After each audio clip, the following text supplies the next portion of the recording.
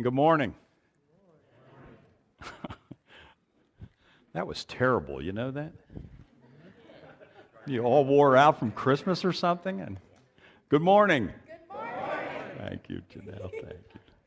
I love the energy that youth bring. Yeah. Did you all have a good Christmas? Yes. Yes? Excellent. You're just glad to be home, right? You ready to go back? Yeah. Nice to have you guys home.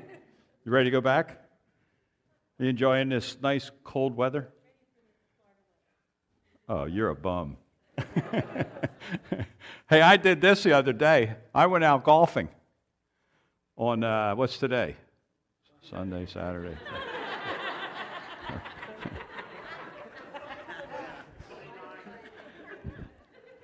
I went out golfing on Thursday.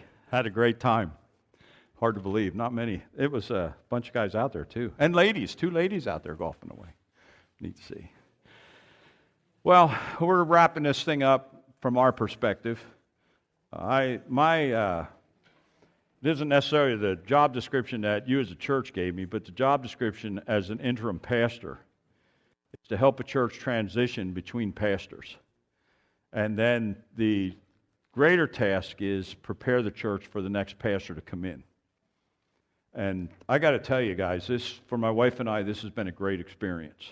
Okay, we've just enjoyed it to no end. Hate to see it come to an end on one end, but at the same time, excited for you to have a new pastor coming that can stay with you for years to come. And you all know that have been here, and those of you that have stayed through this transition and stayed with it, you'll know what it's like to go from one pastor transition to a new pastor. There should always be in your heart an appreciation for the past. There should always be an appreciation for the past. And there should always be an excitement for the future. Because the one thing that we all learn in life is this: we can't go back. We can't go back. Life moves forward. And the other thing that the book of Hebrews teaches us is that the best is ahead. The best is yet to come. I think the best part of our journey is going to be eternity. And so God just has set it up where we just look forward and keep moving ahead. And so we're going to be praying for you to that end, praying for Pastor Ben and Sarah as they come and their kids. And I think God has some neat stuff for you ahead in the days to come. I'm going to wind down today, and then they're allowing me to come back on the 5th, and then again on the 19th. I'll be away the 12th. And I want to do some stuff with you today, and then I'm going to bring back next week, when we come, I'm going to bring my mom back and my wife back. And I'm going to have them sitting up there for you. If you have questions about a pastor's wife, write them down this week, because in these sessions that we do, I want to, even this morning, I want it to be a Q&A time as well. So if you got questions about what it's like being a pastor, because this is the bottom line. If you've never been a pastor in full-time ministry, you don't know what it's like. Any more than I don't know what your life is like. Okay? The one thing I can tell you about a pastor is life in the public. Okay? You live life before everybody. And that gets old sometimes, but it's reality. So I'll let you, if you have questions today for me, you can ask any questions you want as we go through it. I have some stuff to share with you.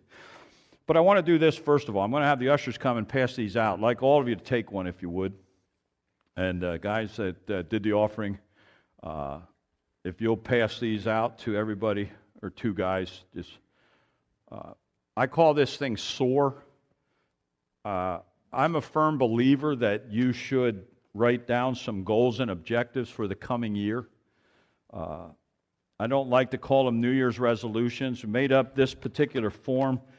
It's based on and it's outlined after your vision up here of going wider, going deeper, and going together.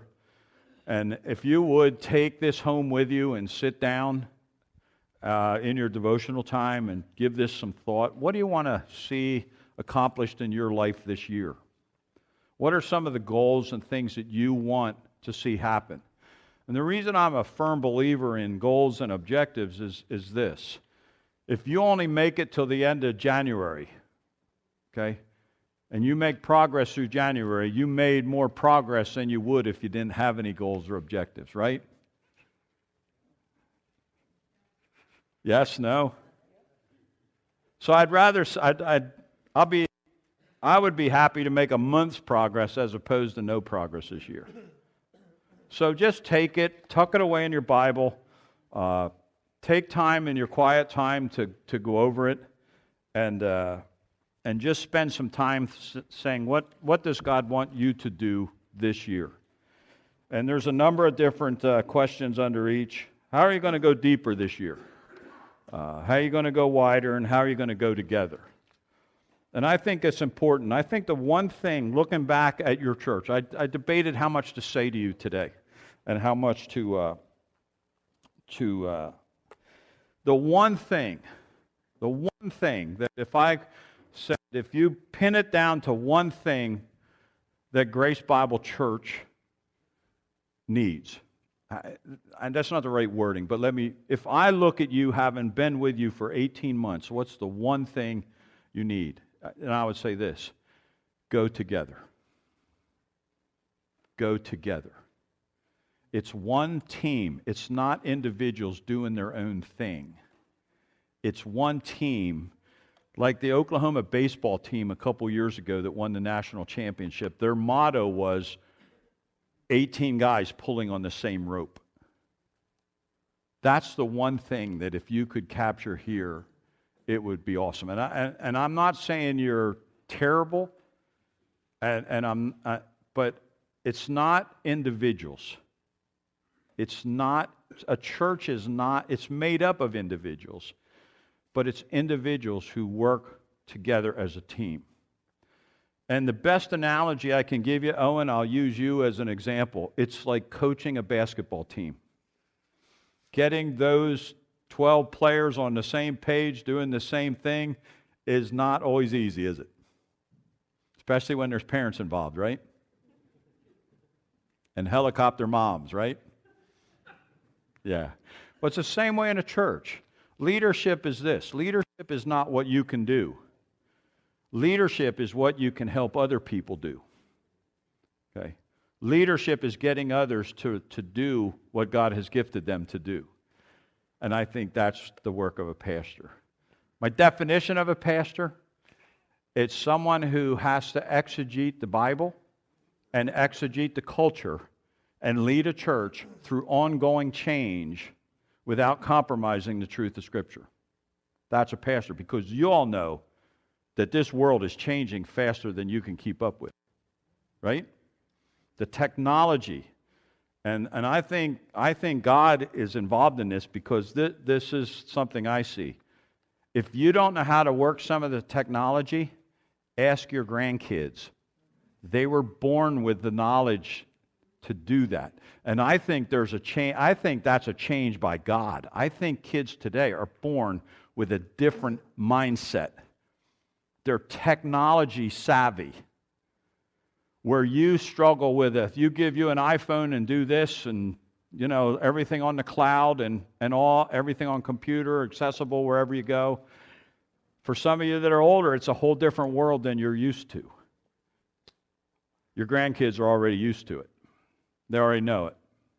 They're already doing it. So they're way ahead of you.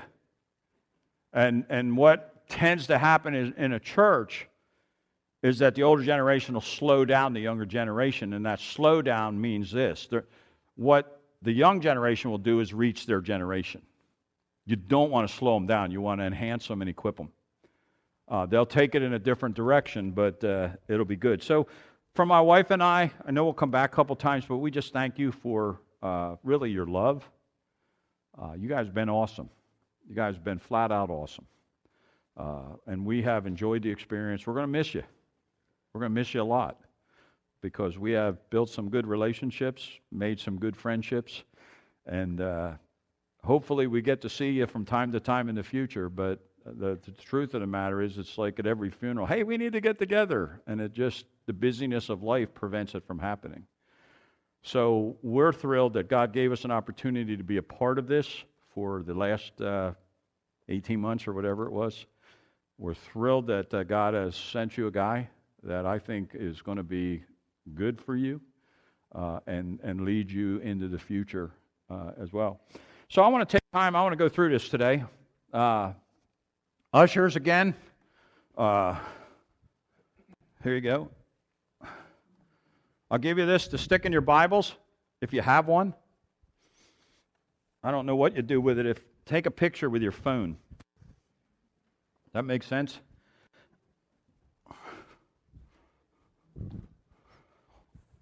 So I'm just going into relax mode. Is that okay?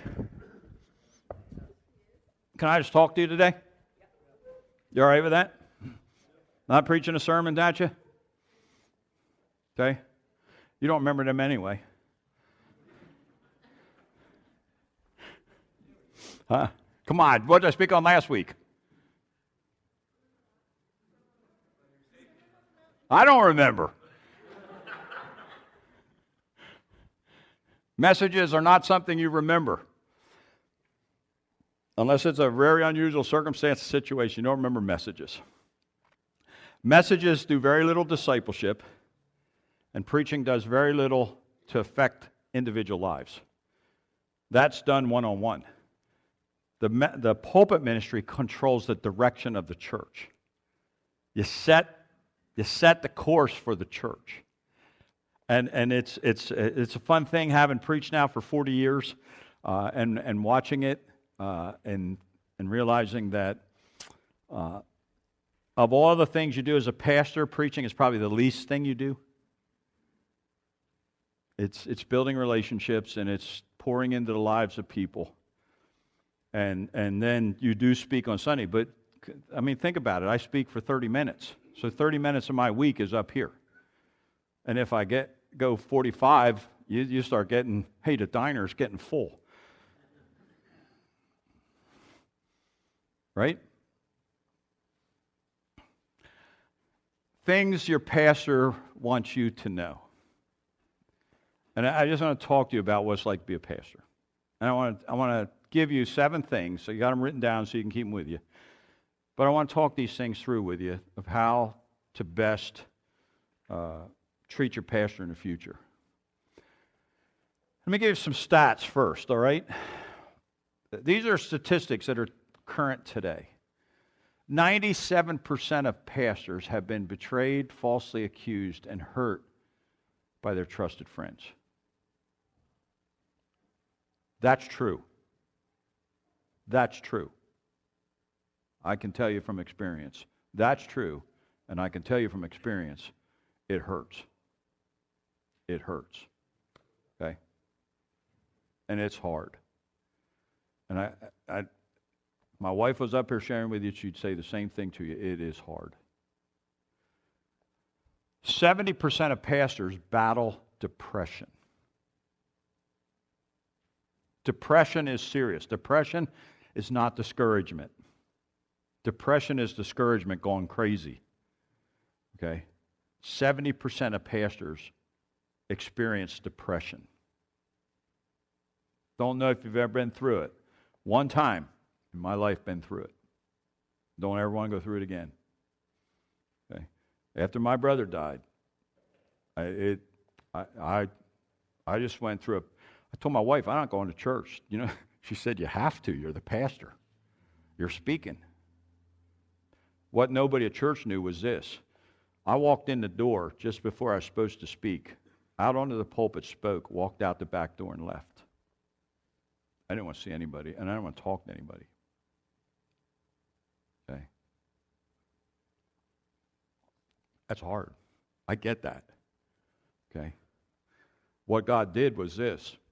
There was a lady in our church that during that time, she never knew this. She never knew this, but during that time, she walked in, and in my mailbox, she put in a card, handwritten, every week.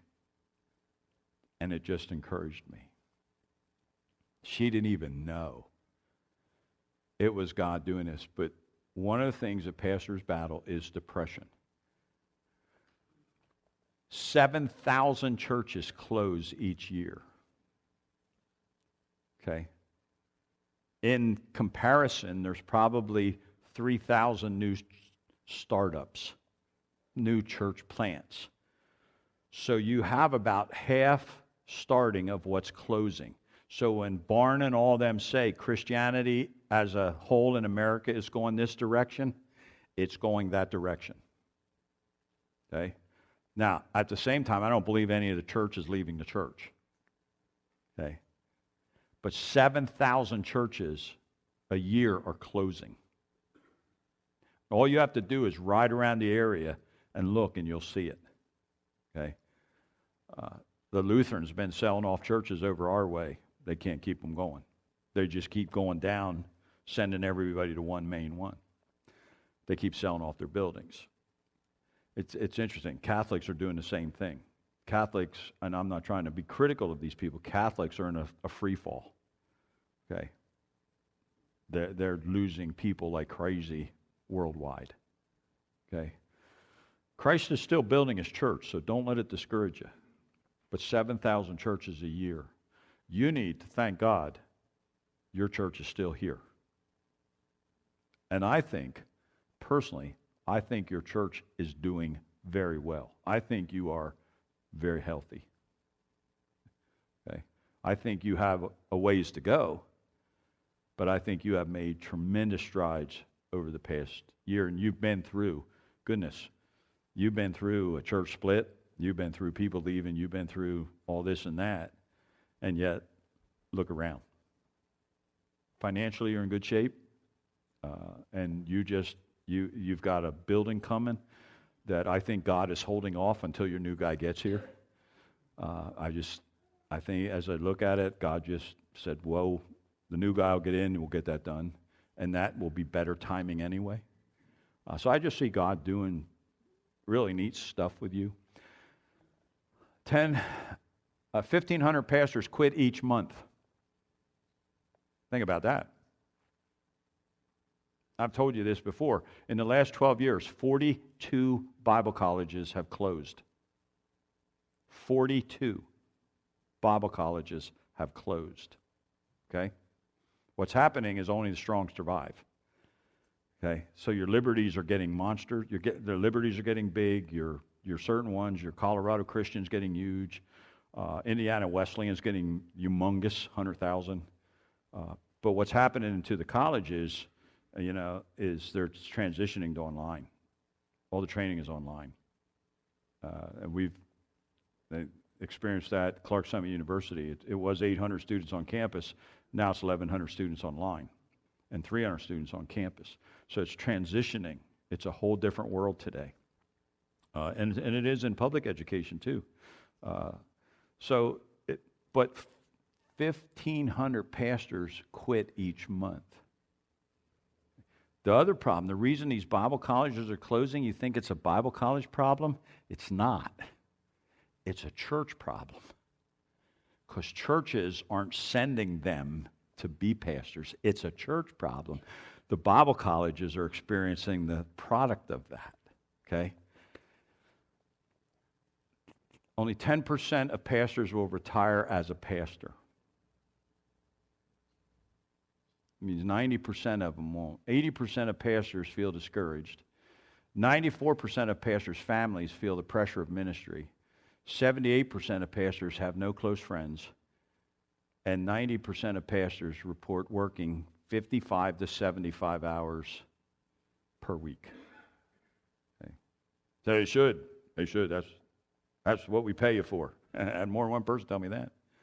We pay you to do that. Okay. My dad did that. My dad had a heart attack at age 47. Okay. He did that. And so let me just walk you down some things. I thought this was funny. Per your request, Ted and I took your question to the rest of the church board, and yes, we definitely want you to do everything. I thought that was funny. How do you bless your pastor? First of all, honor his position. Okay? Honor his position. Okay? I personally think, okay, this is the key to seeing people go out from your church into ministry. if you honor the position. He's your pastor. I use this verse, and now, friends, we ask you to honor those leaders who work so hard for you, who have been given the responsibility of urging and guiding you along in your obedience. Overwhelm them with appreciation and love. If you do that to Pastor Ben and Sarah, you will make ministry here absolute fun for them, because it is hard. So honor the position.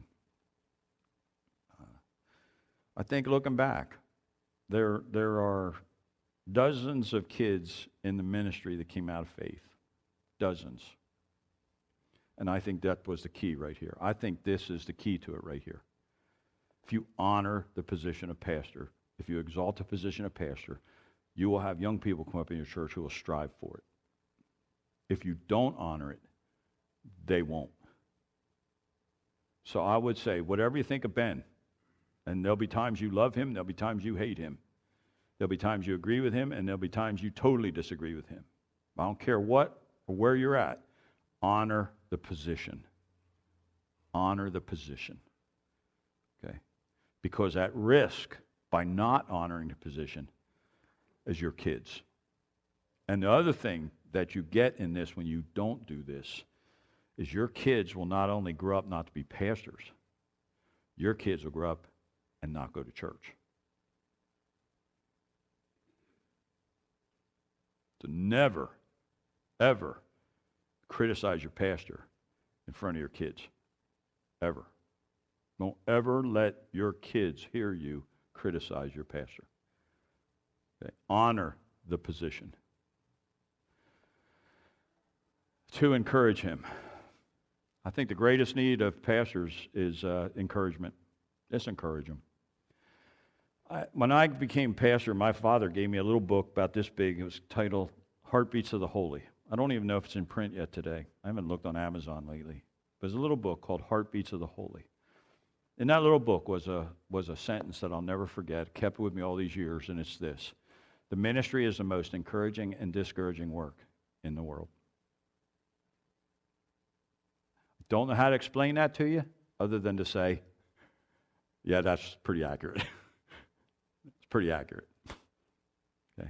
So the greatest thing you can do, but I think the greatest thing you can do for each other is encourage each other too, right? Not just your pastor. If you would come to church and just encourage each other and create a place where you're encouraged, and people are going to come to that because that's what's missing in life, right? So I just say it that way to you. Number 3, follow his leadership. Follow his leadership. Will he have some wacky ideas and take you down some wacky trails? Probably. Pastors are nuts. Okay. Yeah, you'll get down there and he'll say, we shouldn't be down here. He'll probably lead you some paths that you'll sit and you'll be standing back, just let him go. Because when you learn most in life? You learn most in life through the mistakes you make. Right?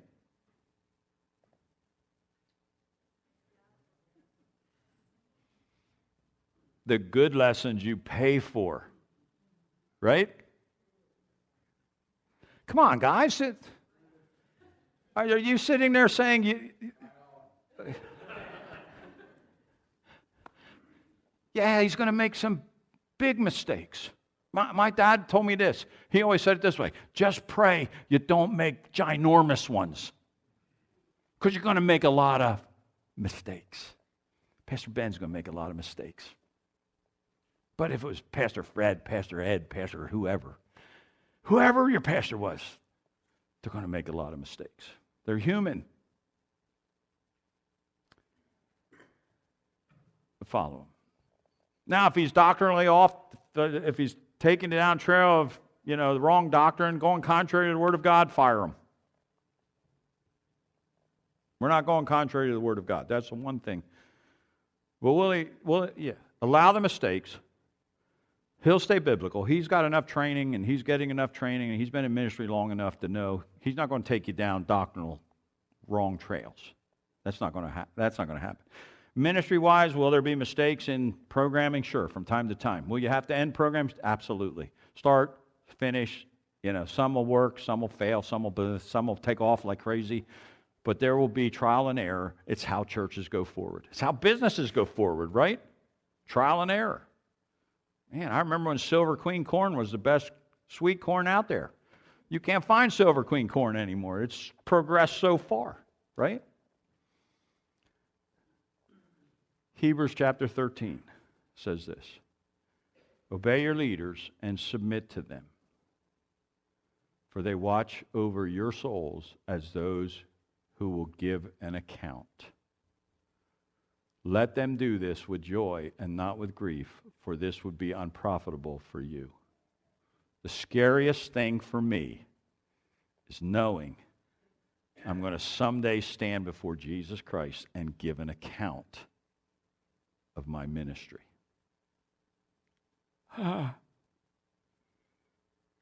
That's scary.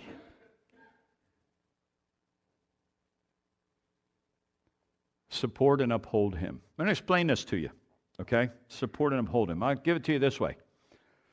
Keep him free to focus on his strengths. Now, just like when Ben comes in, Pastor Ben comes in, you're going to have to get to know him. He's going to have to get to know you, okay? And what you're going to find in time as you get to know each other, the thing that hangs out for everybody to see is our dirty laundry. It's the one thing we try and hide, right? When you're going to hang your underwear out, don't hang it out in the front yard. Hang it out in the backyard, right? But you're going to find out he has strengths and weaknesses. What you want to do as a church is you want to keep him focused where he's really good. Don't expect him to do everything, but what you want him to do is really what he's gifted at doing. You want to keep him, and that's what I call uphold him and support him. When you see him and you work with him and you get to know him and you see his strengths, keep him tucked in his strengths. Don't give him 900 other things to do that get him off doing what he's best at doing. I think that's where companies are bad. I think that's where churches get bad, is we have somebody who's very productive and we give them other stuff. And the next thing you know, they're not being productive in the area of their productiveness because they're doing all this other stuff. Keep them focused. And then help him in the areas of his weakness. You'll probably see his weaknesses before you see his strengths. It's human nature to do so, okay? Human nature always sees, 1 plus 1 is 2, 2 plus 2 is 4, 3 plus 3 is 7, 5 plus 5 is 10. You picked up which one?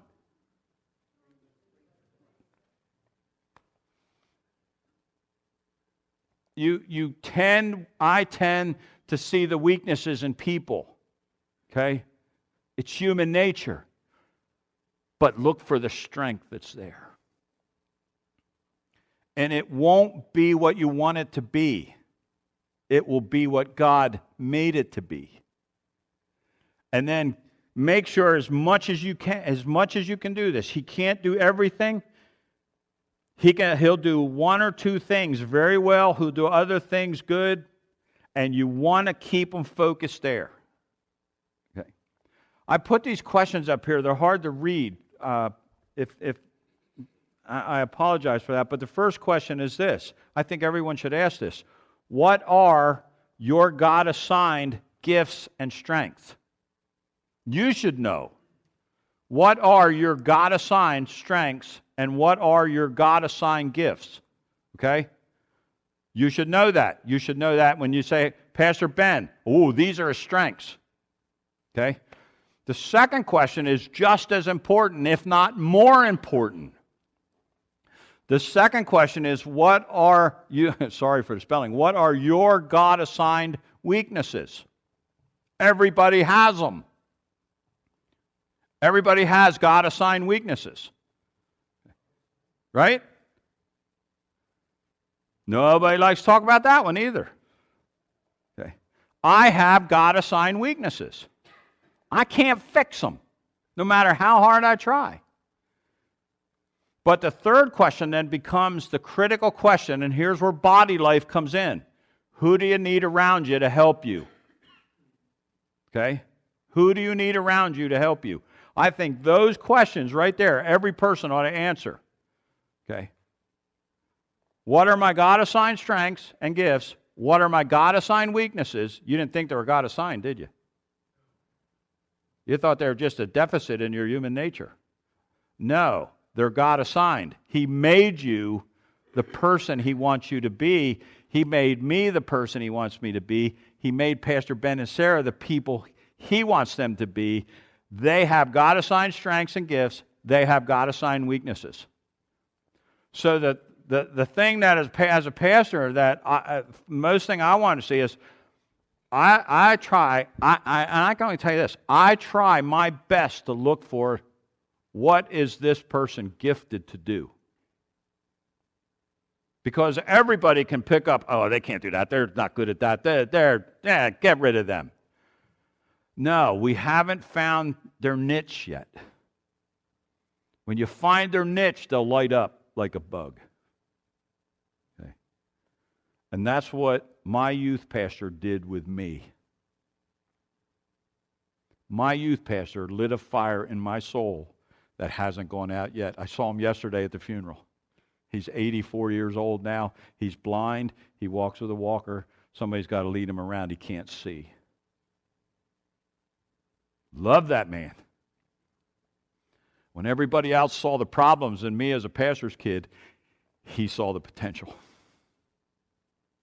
He saw the potential. I'm here today because of that guy. Look for the potential in Pastor Ben. Keep him doing. When you see the weaknesses, say, what can I do to help cover those weaknesses? I can only tell you as a pastor, I would kill for that. I would kill for that. Because somebody risked it on me. Somebody took a risk with me. Protect him. What do I mean by that? Well, I just give it to you this way. Satan's objective is destruction. Satan's desire for your church is to destroy you. Okay? And his desire for your personal life is to destroy you. Remember Job? Remember God said you can take everything but don't take his life. If he could. The first thing the guy did was take all the kids from him. Took all his kids' lives. Satan would destroy you and he would destroy your church. That's his objective. He will never stop. He will never lessen. In fact, the more your church reaches health and the more you begin to impact your community, the more Satan will target you to destroy you. So as your church begins to move, the blessings and the trials will stay in proportion to each other. You can't have the blessings without the trials. Okay? Satan's strategy is division. That's how he tries to. That's his way to try and destroy. Is he tries to divide. He will try to divide you and Ben from each other. He drive me and leaders. This is the lifetime fight right here. The lifetime fight is keep us on the same page. Stay on the same page. Stay on the same page. Okay? Because he uses division to try and look back at your history. Okay? He tried to divide you. And to some degree, he succeeded. Because there's people that just up and left. Rather than wrestling with the issue, I don't know why. I can't answer all the questions. I don't know. But people tend today to run from issues as opposed to stay and fight them. And I would tell you this, okay? Don't ever leave until you've resolved every issue that needs to be resolved. And when you are totally happy and totally satisfied, then leave. That's how I always counsel married couples that say, I'm going to get a divorce. Okay, no problem. But do this. Resolve every issue first, make sure you're happy, and then get the divorce. Because then you'll know you did everything you could to make your marriage work. Everybody looks at me like, are you crazy? If we get happy with each other, we're not going to leave. So resolve issues, don't run from issues. Running from issues only takes them to another church. Okay? You take your issues and you take them there. And on top of that, they already have their issues, so you're just compounding it. Stay in resolve. Stay in resolve. I do believe there are times God moves his people around. So there are times he moves people from church to church. I get that. I get that. Okay? But that's not running. That's going because you're following leadership. And then Satan's tactic is this. He'll get you, I'm offended. I'm offended. I don't like that. I don't like this. They didn't do it my way. So you get offended. When you get offended, it causes division. Division leads to destruction. That's how Satan works right there. You protect Ben. Protect him by resolving the issues that you have. Always resolve issues. Never run from issues. Okay? That's how you protect each other too. Can I just say this? Enjoy him. Just enjoy him. One of the neatest things about being an interim pastor, okay, it's different than being a pastor. It's totally different. But the neatest part about it is we just come in to enjoy you. And we stir some things up, try to resolve some issues, and then we run. And hopefully when we run, we're not running from issues, but it's just fun. But we have enjoyed you. And I hope you enjoy Ben and Sarah and their kids. There's my alarm clock. Pray for them. Secondly, have no expectations of them. None. I could, as a pastor, never live up to people's expectations. So please, have no expectations. I think expectations ruin relationships. Okay, just enjoy them. And then have them over for fun and fellowship with no agenda. Oh, I hated that. I hated that. When people would come over and we'd have a meal. Oh, by the way, before you leave. Come on, wife, let's get out of here quick. I'm glad to make an appointment to talk about any issue you have, but sometimes just enjoy him as much as enjoy each other. Last one. Love his family. His kids will be imperfect. His teenagers will be teenagers. They'll get in trouble. They'll do things. Those pastors' kids. They're not pastors' kids. They're kids. They're kids. But I'm going to tell you this. Don't touch my kids.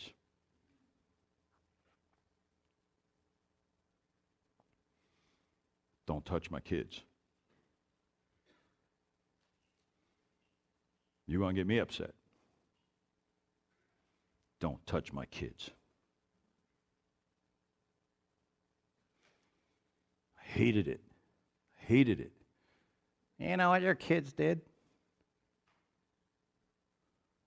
Yeah, they're not good pastors' kids. Let them be kids. Let them be kids.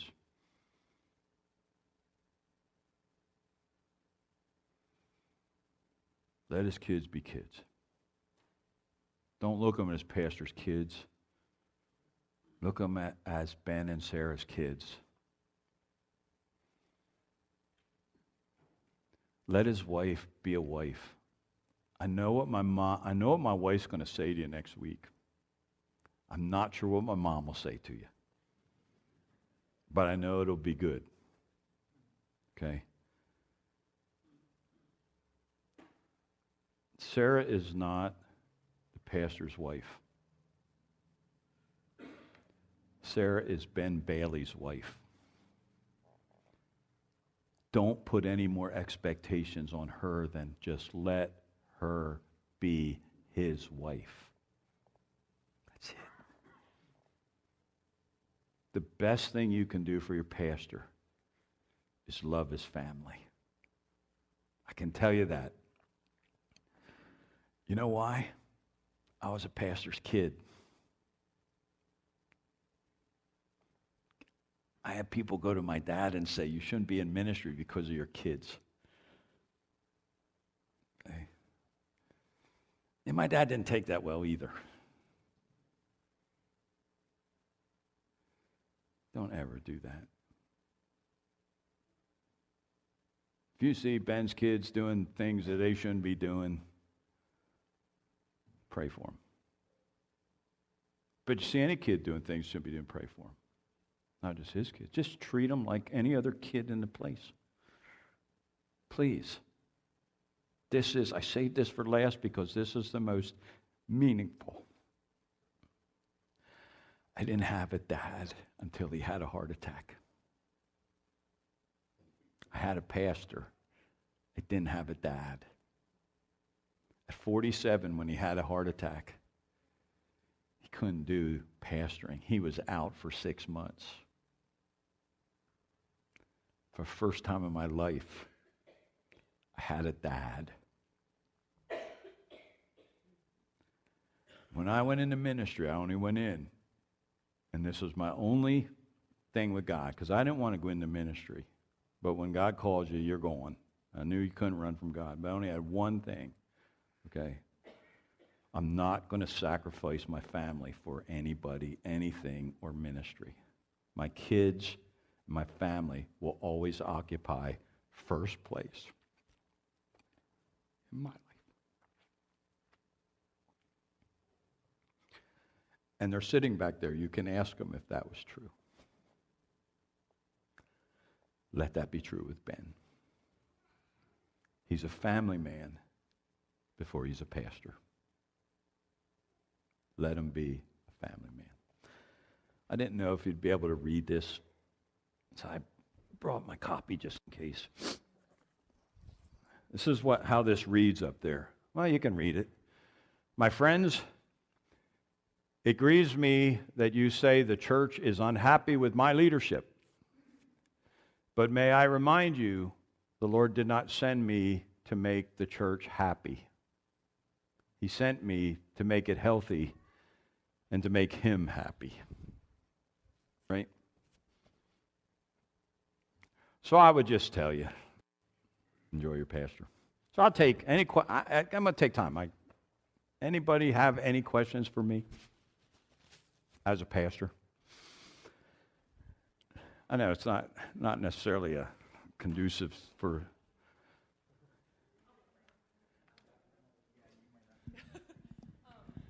So one of the statistics was they don't have a close friend. Explain why you think that is. Like what stops that from happening, do you think? Well, I think there was a time we were taught that. But I was taught in some of my college classes and seminary classes that you can't minister to those if you're good friends with them. Okay, it's kind of like coaching, and there's a fine line there that has to be maintained and drawn. But I think in the past we've been taught it. And so there's a tendency not to have close friends. I think that's changing today. And I think it should change. Pastors need friends too. And pastors' wives need friends too. So, but I think that was the way it was in the past. And it's hard sometimes because you end up doing marital counseling with a couple. It's hard to maintain, so there's that answer that? Anyone else? Come on, you can ask me anything.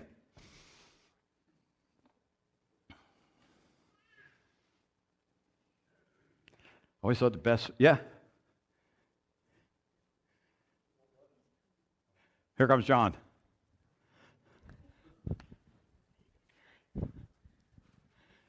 How do pastors best manage their time in light of all the facets of ministry that are involved?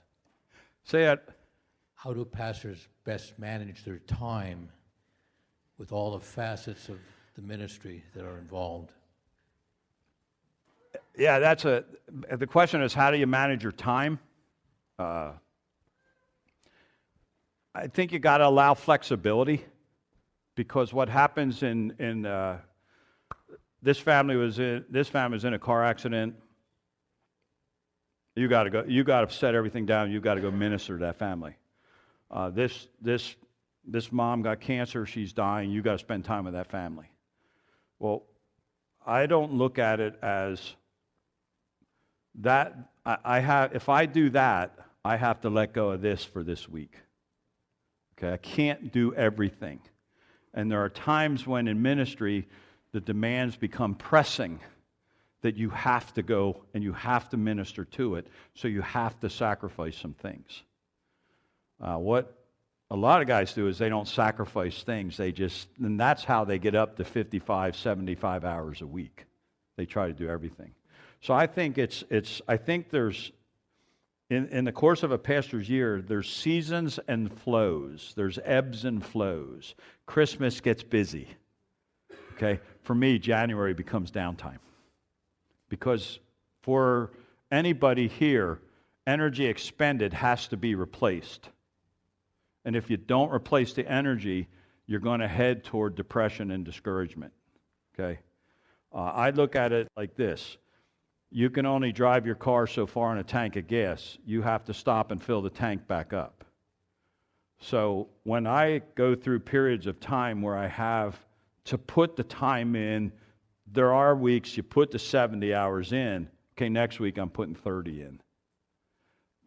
I had the flexibility to do that. I'll still maintain my average, but I think pastors need flexibility. I had it this past a month ago, a family called me that is from Faith and said, hey, would you come over and visit? My wife's dying of cancer. So for the last month, my wife and I have been going over every couple days just to sit with them while she was dying. And I didn't so much do that for the one that was dying. I did it for her husband. Okay, spent a lot of time with him. Had her funeral yesterday. So the last month has been expended energy there. And the other thing to get in that question is, when you expend energy like that, it saps you. Because you get into the emotion of it, and it saps your energy. And if you don't take time to replace that as a pastor, you're going to burn out. That makes sense? That's a good question, Gary. Come on, John. Hear you. Sure. Yeah, but we're taping this. That's why we're doing this. So you said that one of your focuses, or your main focus, has been to make sure that your family was the priority. How did you achieve that? And is there something that we can help watch for with Ben to make sure that he is doing it, or help him keep that focus? Well, I think you have to watch that, because pastors by themselves will tend to overdo it. One thing I did was I took a day off every week. So for me, it was Monday. And Monday was sacred day. Okay? And I took Monday off. The other thing most people don't realize is this. Pastors work 6 days a week. It's a 6-day job. It's not a 5-day week. 6-day week. So I work 6 days a week. Sunday to me is, you can say it's not a work day, but for a pastor, Sunday is the busiest day. Okay? So I got Mondays off. I worked 6 days a week then. So that meant just regulating my time. And it was kind of self-regulation of, this is what's expected of me. And your leadership put together a good contract, not a contract, but a good agreement with Pastor Ben on hours and what the expectations are and some of that. So he's got that, and I think he'll appreciate that. But yeah, some of their needs. This is partial what elders do. You got to watch, but if you see him, you got to stop him, because most of the time they don't stop themselves. The other thing that was big there is that lady sitting in the back. Yeah, when she started squawking, I listened. And I don't. Yeah. Rephrase it? Before you get home. I said that all right, didn't I? I did. I know. She would always she was the one that let me know.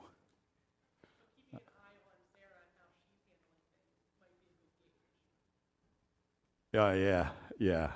Sarah will let Ben, knowing Sarah, my wife picked up with, Sarah will let Ben know. My wife picked that up in one meeting. But when my wife would say, I haven't seen you much lately. You know what she's saying. She's saying, I want to see you more. Women don't come out and tell you right out front. They kind of, yes means no and no means yes. And good question, though.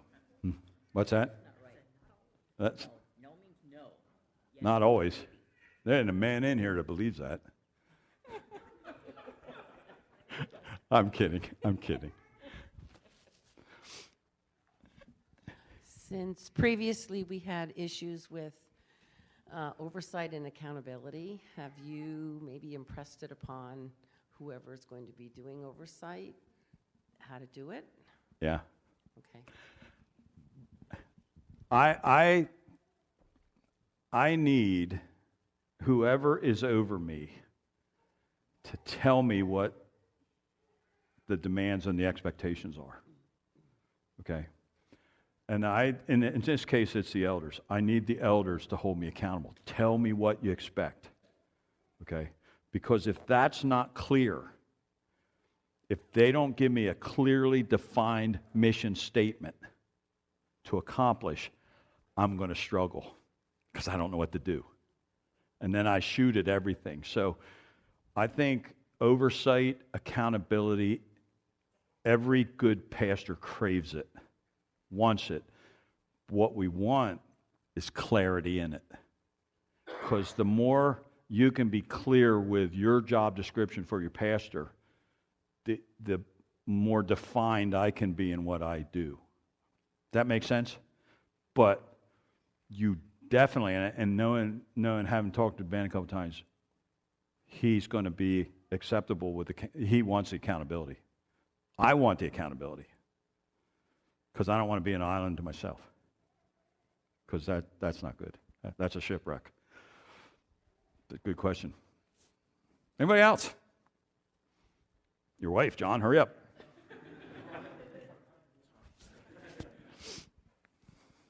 You kind of spoke a little bit about it, but your one thing was not to have expectations of him. I'm assuming that's probably more on the personal level, because, obviously, ministry-wise, I think that, there has to be expectations and accountability. Are you talking more like on the personal level, not to have expectations of him? Yeah. Everybody hear that question? Expectations more. Yeah, I think as a church, it's the elder's responsibility to lay out the job description for Ben. But I would not have, I think when you have expectations, you end up disappointed because nobody measures up to expectations. And the problem is we tend to set expectations that are unrealistic and too demanding. Good question. You grew up in a missionary home, didn't you? More pastor's home. See? You can pick that. You can pick. I picked that. You can pick that right up. I can spot pastors' kids too. Right, Jeremiah? What? Pastors' kids. Oh, yeah. My dad wasn't a pastor, though. But we were still. And you were probably one of them. My dad heard about it when we were bad. Yeah. Anyone else? Good questions.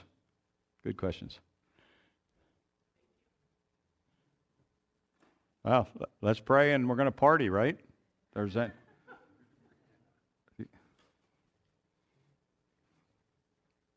Let's just pray and party. What do you think? You want to sing? Okay. Let's sing.